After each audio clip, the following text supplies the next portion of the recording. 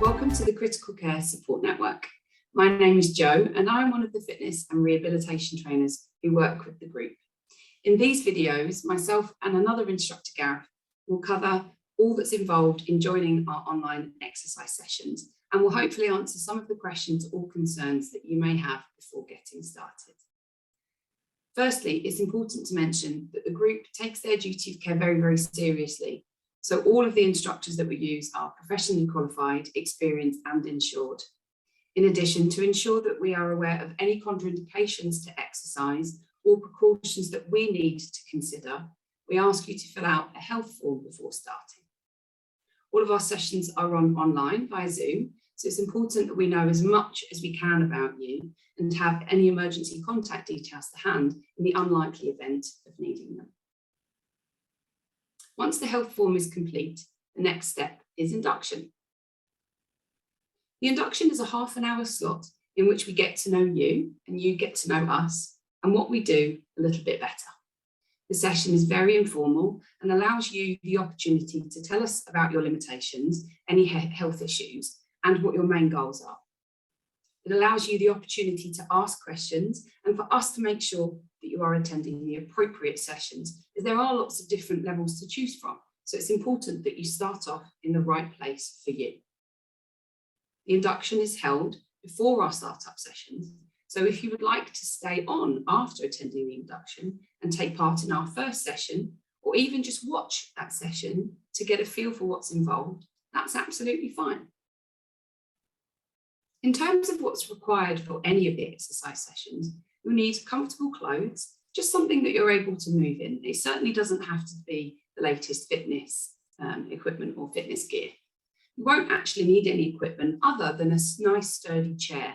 We really like to say something like a dining room chair is better than an armchair, but whatever you have available to you, which is a nice supportive surface, and of course, a bit of space around you so that you can maneuver your arms if need be. In terms of fitness equipment, you don't really need anything. We utilise baked bean cans, bottles of water, but of course, if you have access, if you have some weights gathering dust in the garage, then you are more than welcome to bring those along, and we'll let you know what you need as each session goes by.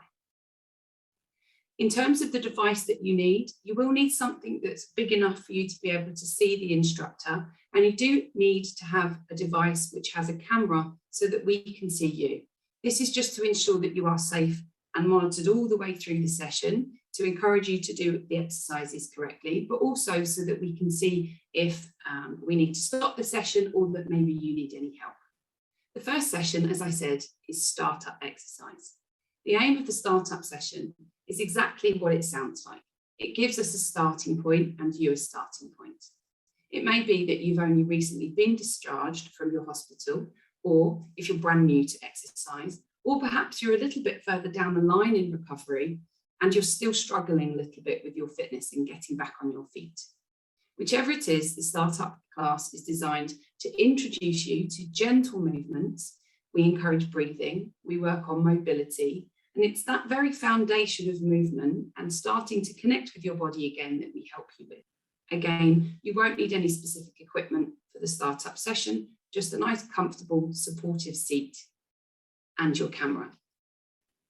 Just as an example of the types of exercises that we might do in startup, which do vary from week to week, but are, as I said, nice and gentle in nature. So I'm just going to give you an example of some of the things that we might do in startup exercise. But it's important to mention that all of the sessions, right from the very startup to the slightly more advanced sessions, are only ever done to your own ability and with what you feel comfortable with. These sessions are designed so that you're never forced to do anything you feel uncomfortable or gives you pain. And we're all very aware that everybody here is in the same boat. And so therefore we're here to work with you rather than to make you do things that you don't wish. Okay, so we're very much encouraged that we listen to our bodies throughout the sessions. So in terms of startup exercise, we start off in our seated position. So if you'd like to have a go with me now or just watch, that's no problem. Make sure that you feel comfortable and that your feet are attached to the floor so that we have a nice solid base. We're going to encourage you to sit in a slightly taller position and perhaps slouch down on the sofa. So come towards the edge of your chair and sit up nice and tall. Relax your hands in your lap. And first of all here, all we're going to do is practice our breathing. And this sounds as if it should be something that's very normal and very natural. However, some people, especially after you've come out of hospital and in your situation of critical care, you might find that the breathing is sometimes something that bugs you the most. So we relax our arms, we relax our shoulders, we sit nice and tall. I'm going to ask you to inhale gently through your nose. Breathe in through your nose.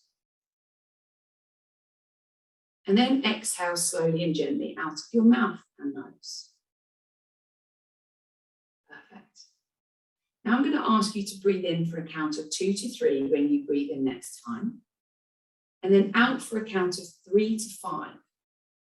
So that the exhale is very slightly longer than the inhale. No forcing of the breath, so we just gently flow with the breath in and out. Perfect. And the reason that we use these breathing exercises is not only to get you in a slightly calmer state, but also to start to work and use the diaphragm a little bit more efficiently, which of course will help you with all of the different functional activities that you do from day to day. Another exercise that we might do will be our extension and curve of the spine. So let's have a go of that now. Place your hands on your knees, again sitting nice and tall with your feet grounded. All we're going to do here is slide the hands back along the thighs, and as we slide the elbows past the body, is lift the chest and draw the elbows back. And now find your way out, reach as far as you can along the knees, and as you reach, round your spine. I'm going to show you that from the side, but you can stay as you are. So once again, we slide the hands along the thighs, extending and lifting through the spine, heart up nice and high, elbows close. And then as we breathe out, we slide the hands along the thighs and we round the spine gently. Do that for me one more time. Breathe all the way in and all the way out.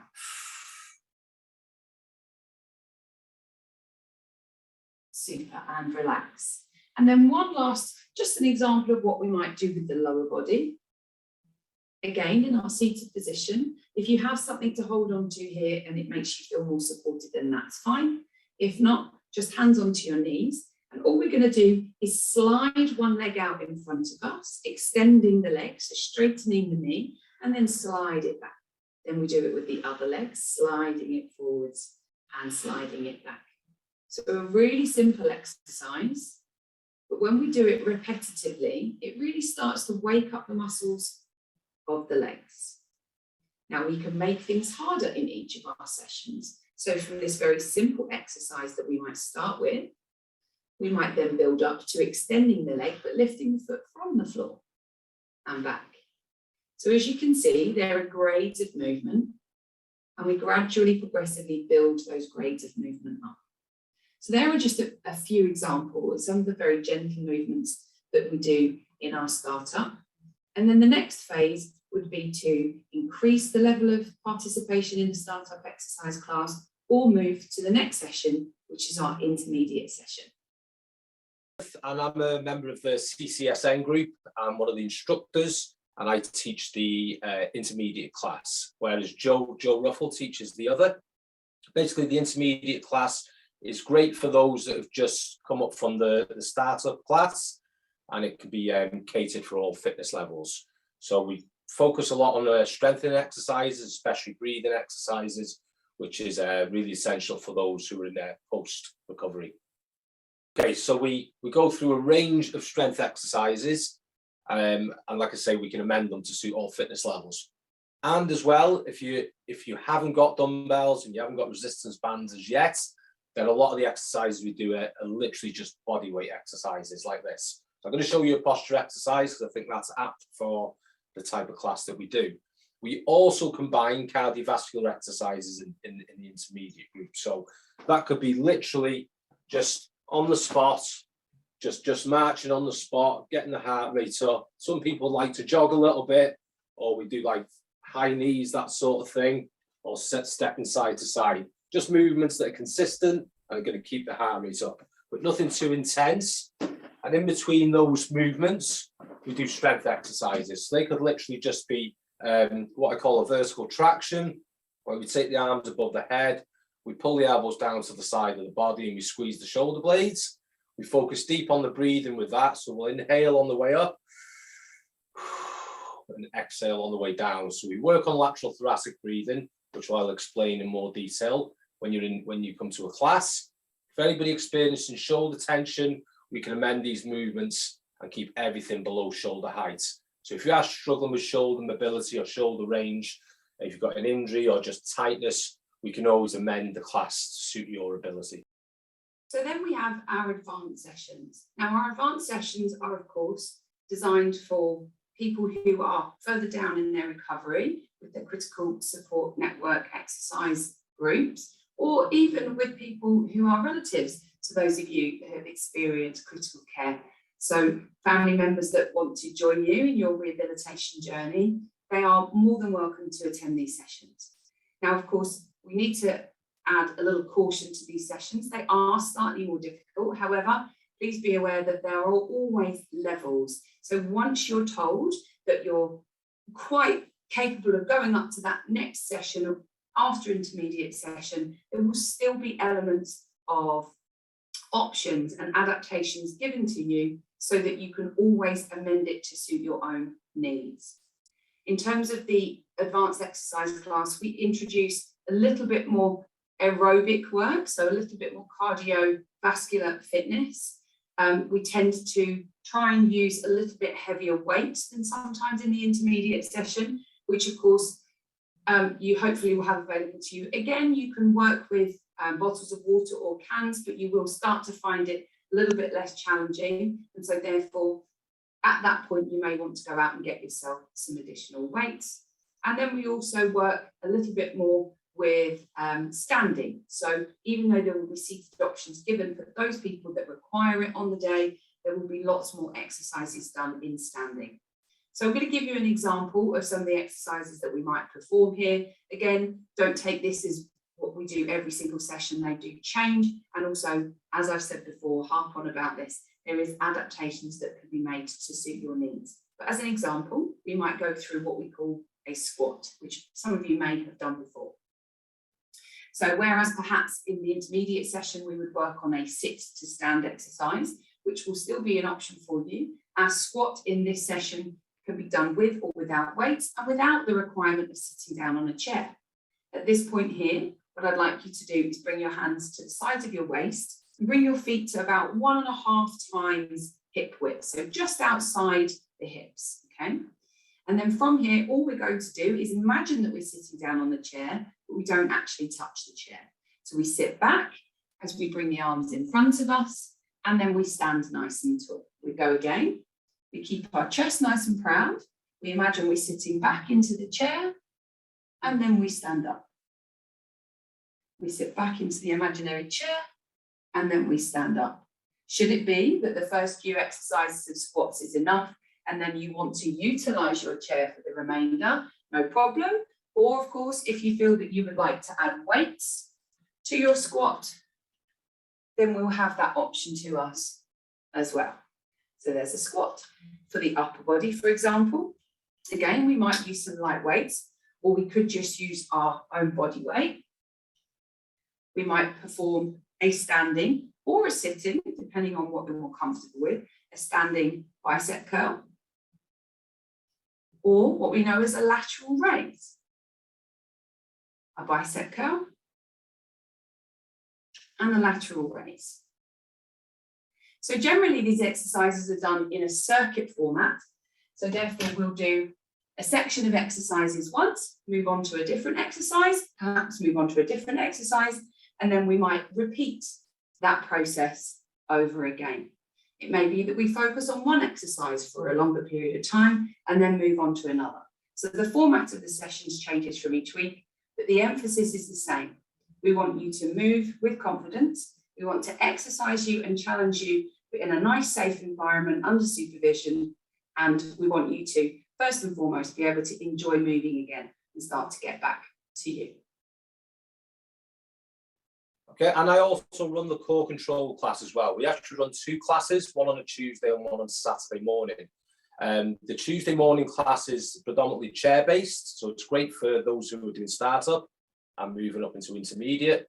We also do Saturday morning at 9:30, which is it's completely floor-based.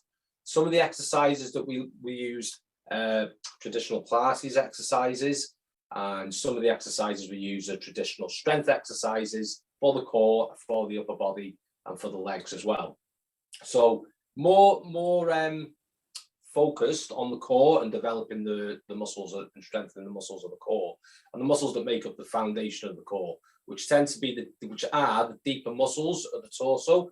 So when a lot of people think about the core, they think about the superficial muscles that we see on bodybuilders and cover models, which are the six-pack muscles.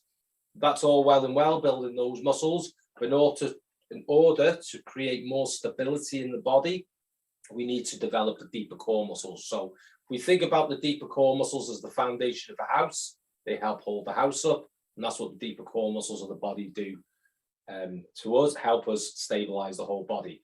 And they help us attach the pelvis, and the core muscles help us attach the pelvis to the spine, so they create solid stability. So the core muscles are not just the six-pack muscles, the outer muscles, they are the deeper core muscles. So we focus on the deeper core muscles in order to improve the stability and the overall general function of the body movements. So I'm just going to demonstrate two exercises. One exercise that we do on a Tuesday, I'm going to demonstrate one exercise that we do on a Saturday morning. So on a Tuesday, a good core exercise and a good starter, and this is for absolute beginners, but also can benefit the more advanced people as well, even athletes, is where we draw the shoulder blades back, we keep the head up, and literally what we're going to do, think of the core muscles as a band around the torso. We're going to draw the core muscles in. So I'm going to gently pull the belly button in towards the spine. I'm going to lightly engage the core muscles. Imagine the rib cage slowly clamping down on the abdominal muscles. So we've just got slight core engagements. And we refer to this as 30% muscle contraction. It sounds like a lot right now, but when you engage in a class and you get used to doing this action, it just becomes second nature. So we engage the core, and we're going to breathe in deep for 5 breaths.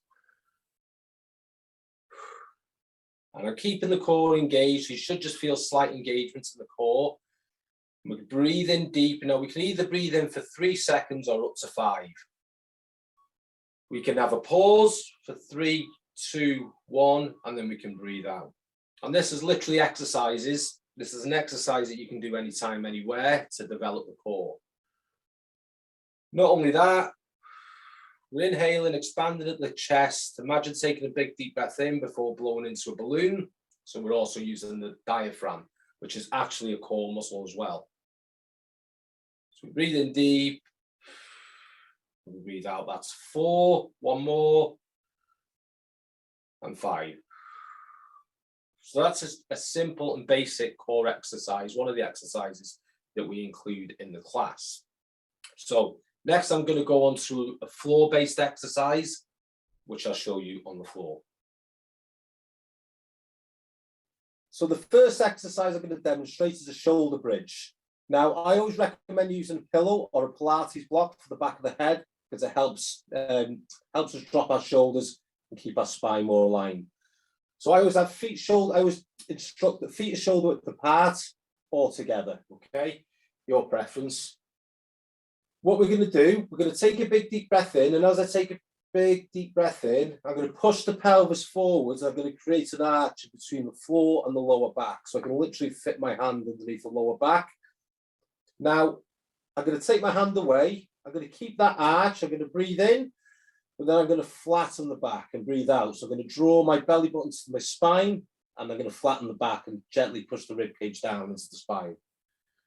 Breathe in, push the pelvis forward. So we're creating that arch in between the floor and the lower back. We're going to breathe out. That's called the pelvic roll and a pelvic tilt.